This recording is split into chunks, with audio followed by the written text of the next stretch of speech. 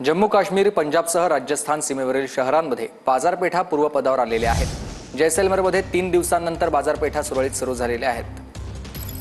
भारत-पाकिस्तान तणावादरम्यान या संपूर्ण परिसरामध्ये पूर्णपणे शांतता असायची, मात्र आता पुन्हा एकदा बाजारपेठा सुरू झालेला आपण बघतोय।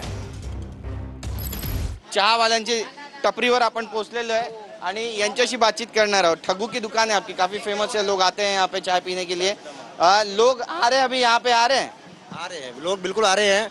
लोगों में अभी इतना भय का माहौल नहीं है, आज शांति का माहौल है। कल जो सीज फायर हुआ था उसके बाद में भी पाकिस्तान ने सीज फायर का उल्लंघन किया था और नाका हरकतें की थी, इसलिए पाकिस्तान पर 100% भरोसा नहीं कर सकते हैं, लेकिन फिर भी अभी शांति है।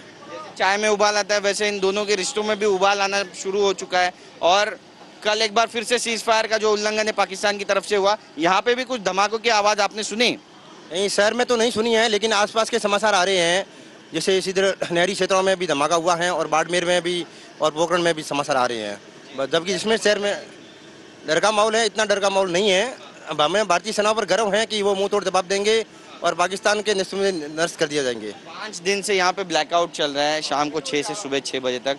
आज भी कुछ ब्लैकआउट के बारे में प्रशासन से कुछ बात उन्होंने कही है आपसे, या फिर ब्लैकआउट पूरी तरीके से हटा दिया गया है, क्या कुछ कहा है? अभी दिन का जो लॉकडाउन था वो तो खत्म हो चुका है, लेकिन शाम को अभी भी ब्लैकआउट रहेगा। हाँ, सुबह शाम 6 बजे से सुबह 6 बजे तक ब्लॅकआउट रहेगा, प्रशासन का ऐसा कहना है।